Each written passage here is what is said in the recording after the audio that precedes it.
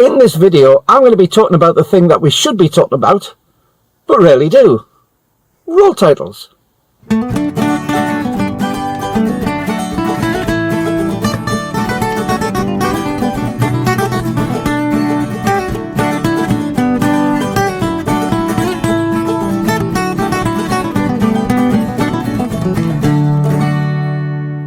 Well, hi YouTube, Brian James, I'm Micro Four Thirds guy with you once again, and today I'm going to be talking about the thing we don't talk about very often. But before I do, let's explain something. I meet people all over the place. I've met an awful lot of my followers on here, and I'm so pleased that I do meet you because you're fantastic people. I enjoy every meeting I've ever had with one of my followers when they've said, "Hi Brian, is it Brian? Is it Micro Four Thirds guy?" Yes. I love it. So if you do see me in the street, let me know. I'd love to just sit down and chat with you if I have the time. But when I meet these people, I met people in the UK, all over the UK, and I met people overseas. I recently met somebody in Cyprus, had a wonderful cup of coffee and a nice couple of hours chat with them, talking about the Micro Four Thirds cameras that I have, and also the Sony cameras that I have.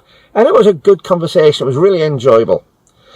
But the thing we rarely talk about when we meet each other is light.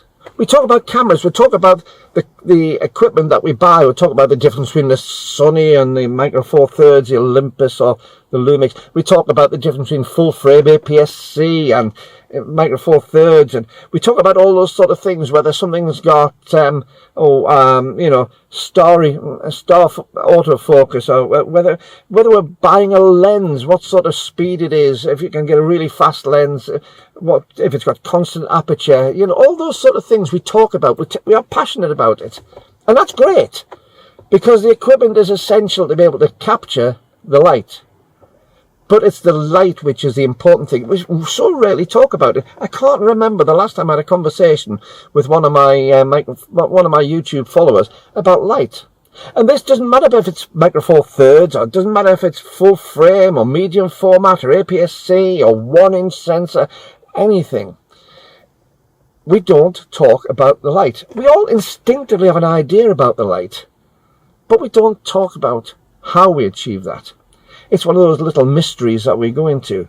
Now, I've got a little light here, a little Xiaomi M20C, I should say, which is a great little pocket light, which is fabulous for this. The ambient light outside is getting really, really low. So it's a Sunday afternoon here in the UK.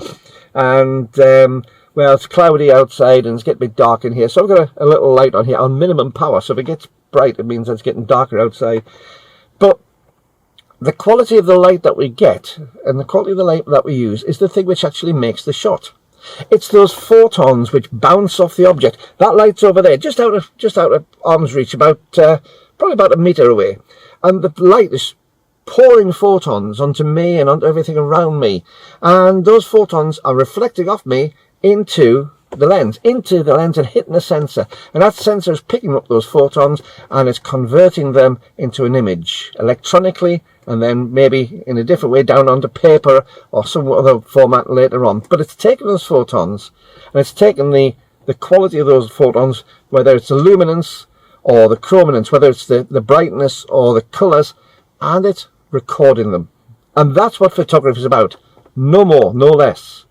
Everything else on top of that is just the icing on the cake to make it easier, to make it some things possible that we wouldn't be able to see, and also to make it so that it's adaptable, so we can actually put it into a format that we can see and other people can see. But that's all it's for. The incredible thing is the light, and we talk about it so infrequently. Now, I've got a couple of photographs which I'll show you soon, but I've been doing a shoot of another light. I've been doing a review of a light, a different one to this one, and all I did is sat myself down in front of the camera and I took some photographs with the light, a reflector dish, and a couple of modifiers. And when we talk about light, we take it for granted. We really do take it for granted, but it's the most important thing to think about. So I'll tell you about how this came about. As I say, I was doing a review. It weren't meant to be great photographs, not meant to be fantastic portraits. It was meant to show you the differences in what the light could do. So I had my G9 about 2 meters away from me, about 6 foot in front of me. I had my Olympus 25mm f1.8 lens on it, set to 1.8, and I was on aperture priority. So the camera could sort the speed out, but I set it to f1.8. I had a backdrop behind, a nice pinkish colour backdrop. Before you start criticising the backdrop, I know, but I like it. I've had it before. I've had people, oh, it's terrible. I don't care. I like the pinkish colour background, and it goes so well with the green t-shirt. However, I had that. So the camera was set to auto white balance. The light was the main change. So in other words, auto white balance, 800 ISO, because it's a light that I wanted to see what it was going to be like just on a low light setting. And this was the lowest light setting that the light would do when it was off to an angle. It was about half power when it was a couple of meters in front of me. And as I say, I had it in two angles. One behind the camera, about 2 meters in front of me, angled down, straight on though, effectively, so you were getting a very flat light. And the other one, 45 degrees off to one side, 45 degrees up. And I hadn't adjusted it to get the nice Rembrandt lighting, anything like that, the little triangle on the cheek. I just literally put it up there about 45 degrees and sat down to take photographs. Used my iPad just to hit the shutter release as a remote control. So that's what my setup was. So the only thing really variable was the speed, which was dependent on the amount of light being reflected off me, and the light itself. And I had an awakening, because I used to do a lot of studio portrait work, and I would take for granted what I used to do with lighting. But to sit down and actually do something to show off the differences was interesting. With the straight-on lighting, I took one where it was just the bare light, no modifiers, and it was bright. It was incredibly bright. It was, but nothing behind. You couldn't see anything behind. It was just lighting on my face, the closest thing to it. Harsh, very harsh. I then just put a reflector dish on, and that again was harsh, but very directed light. It really made it very, very bright, and even less in the background. You could see very less because the camera was adjusting to what it could see. So then Andy said I was going to move my flash around a little bit. I was going to take it to the sort of 45, the classic 45 degrees in front, 45 degrees down. Again, a little bit further away than close up, because the close up, well, I did close up at first, then further away.